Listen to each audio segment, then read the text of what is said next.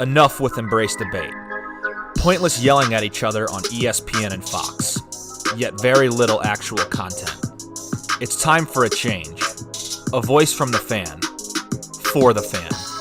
The most compelling topics in sports, all covered here. This is Corbet's Corner. Okay, welcome in. It's a Corbet's Corner on a Tuesday. I've been trying to get a Cord trades out here again, but scheduling conflicts. The market's been crazy lately, so we will get that to you probably next week. I'm headed to Portland this week. My guy, your guy, Matty Ice, getting hitched this weekend. So excited for that. But yeah, I want to get to kind of some differing opinions on the market. Those who held AMC during the treacherous days after the short squeeze in January, and then all the way to see it up to $60, $70 recently. And then someone like my brother who sold at $15. So again, it's been crazy. We'll get a financial update probably next week. Obviously got to talk about Julio Jones. That's where we will start here on Corbet's Corner.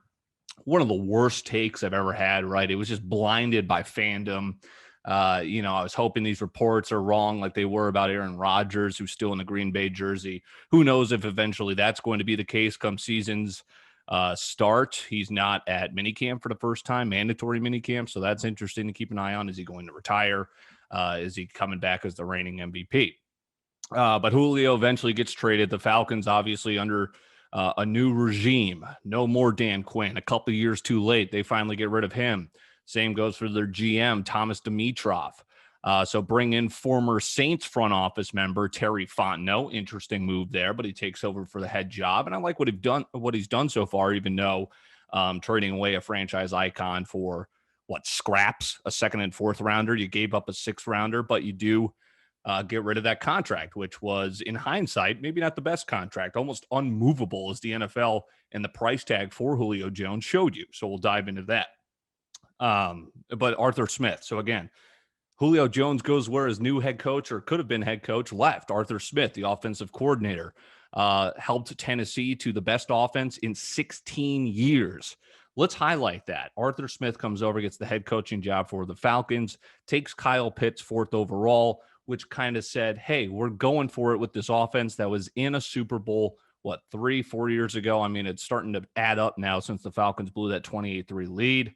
But some key things with Arthur Smith drafting Kyle Pitts, who is arguably going to be one of the best tight ends we've ever seen, right? That's all the reports. That's why he's the highest drafted tight end. He's more of these hybrid George Kittle, Travis Kelce types now.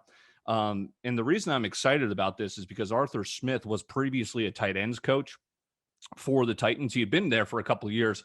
Matt LaFleur leaves, right? Goes to Green Bay. Arthur Smith takes over as offensive coordinator, and he helps not only the offense to its best Titans offensive season in the last 16 years, but specifically Tannehill. Okay, that's good news coming here. Maybe Matt Ryan can relive his MVP season. What else? Derrick Henry, right? You've got A.J. Brown, who had a career year, but specifically Jonnu Smith. If you play fantasy football, you know the tight end wire is always one that you got to get early and often. And Jonnu Smith went from just a guy to all of a sudden he was a legitimate red zone threat, a guy that could stretch the field from the tight end position as this huge guy. So Arthur Smith coming over, wanting to draft Kyle Pitts, having the option to draft a quarterback there, and opting to go with Matt Ryan still, Pitts as the offensive weapon. And at first I was like, too many mouths to feed. You got Julio Jones. Now Kyle Pitts as a rookie of the year candidate's got to get a little bit more thought, right? It's probably going to go to a quarterback. I mean, there's going to be a lot of starting quarterbacks, a lot of guys getting reps, which obviously is going to skew the numbers. It's a quarterback-friendly league, so quarterback versus tight end, unless Pitts just absolutely has a unhuman year, I think it's probably going to go to someone like Trevor Lawrence, right?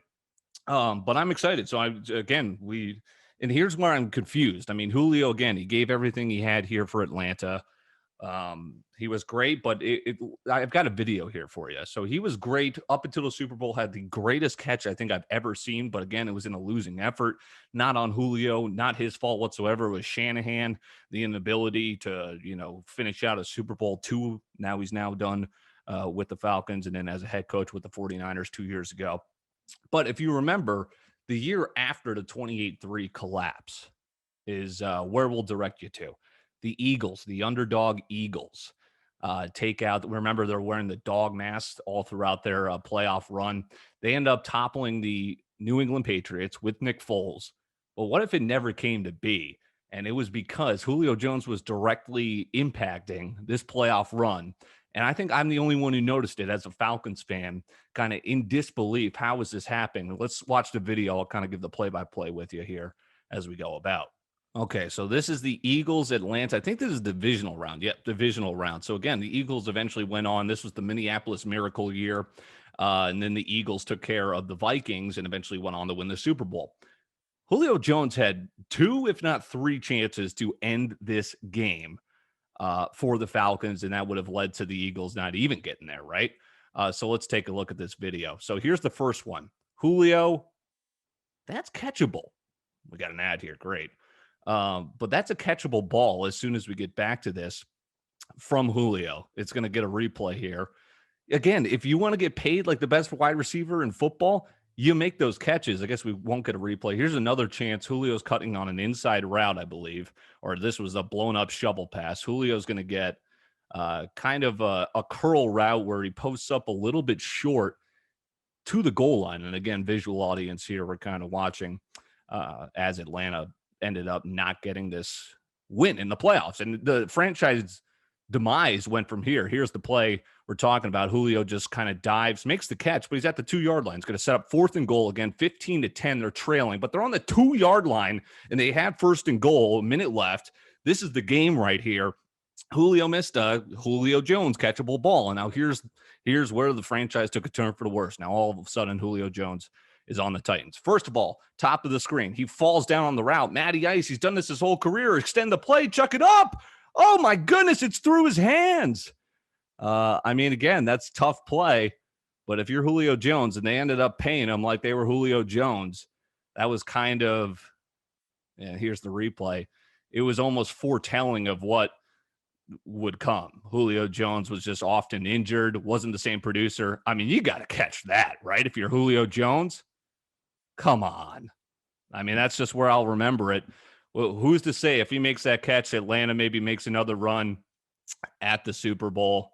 I mean, it was going to be tough to put those legs into, but come on, Julio. If you want to be Julio bleeping Jones, you got to do stuff like that. So I'll always remember that. I thought that Julio Jones, obviously I'm going to miss him, going to love him. He made Matt Ryan what he was. He's going to be, in my eyes, one of the best receivers I've ever seen.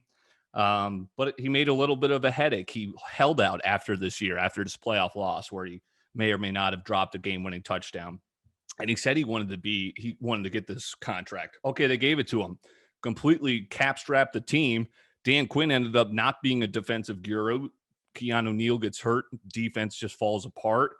And now all of a sudden you got a new head coach, Matt Ryan, his swan song, so to speak. His contract's not looking great. If it's not this year, do they move on from him next year?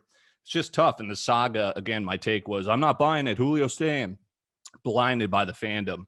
It was confusing because Atlanta said they're going to keep on going with Matt Ryan by drafting Kyle Pitts, but then also consequently at the same time kind of saying, well, actually, we're going to trade away one of our best offensive weapons too. So that was interesting to me.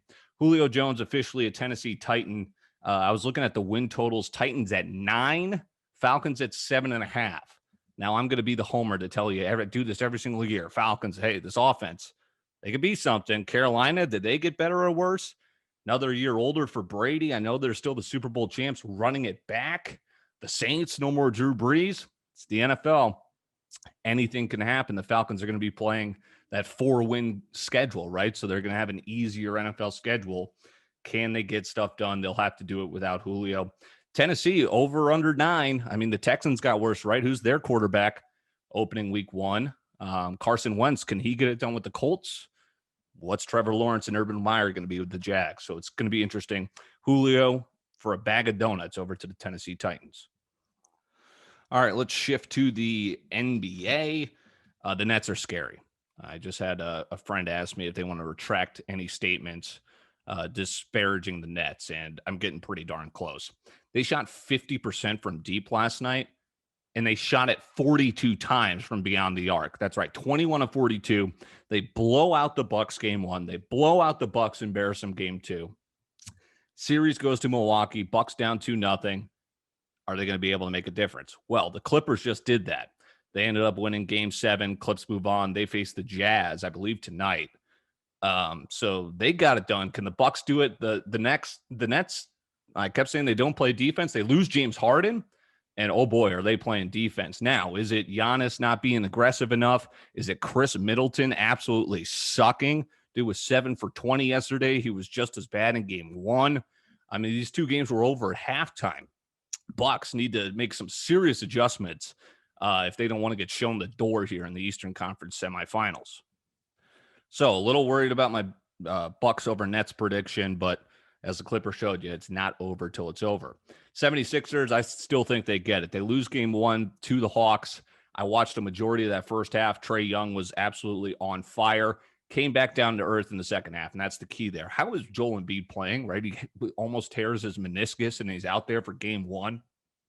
That shocked me, and they lost. But I was encouraged by the second half comeback. That could have been easily over in the first half, a blowout. 76ers come back. The Hawks shooting percentage, Trae Young certainly came back down to earth, and the 76ers showed that they could still score. Hawks aren't great defensively. 76ers still showing that they're a pretty potent offensive team, which is kind of putting on a show for if they're going to be facing the Nets eventually in the Eastern Conference Finals. But I mean, since I kept saying JB Bickerstaff is the new coach of the Hawks. It's actually Nate McMillan, another retread coach. But Nate McMillan can't be overlooked what these Hawks teams have done since they fired Lloyd Pierce. They nabbed game 1 in Philly. Trae Young, he's a legitimate superstar, but does he get enough help? I think the 76ers are a good enough team to overcome the 1-0 deficit. I think they still roll in this series. Okay, out west.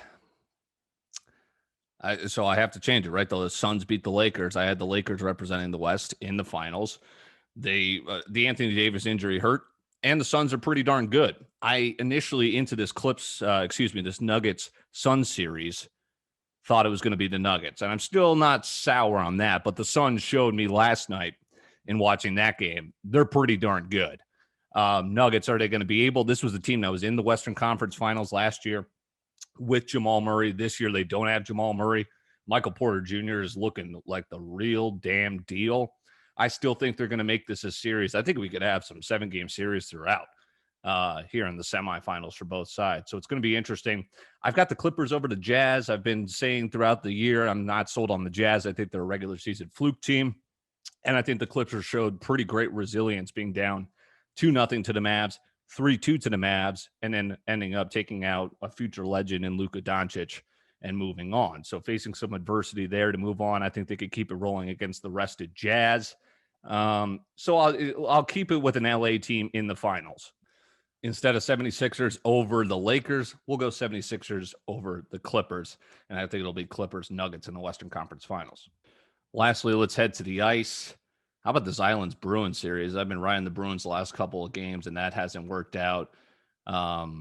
Islanders can possibly take them out. They lead at 3-2. I still think it's this Vegas-Colorado series. Whoever wins this is going to win it. And how about Avalanche up 2-0? I'm still hoping Vegas could get there, and they do. They split the series 2-2. Game 5's tonight. It's going to be interesting. I think Colorado gets it done, but still wouldn't be surprised if that series goes 7. Lightning, they are up 3-1. They will have their Game 5 tonight against the Hurricanes. I'm on the Hurricanes, so I think these series will continue out through tonight. But that's going to be awesome. How about the Habs, right? The Canadians, they take it all the way to 7, upset the Maple Leafs after being trailing 3-1 in that series. They get a rested Winnipeg Jets team after they swept their opponent, the Edmonton Oilers. So they come into a rested Winnipeg squad, and the Canadians sweep them.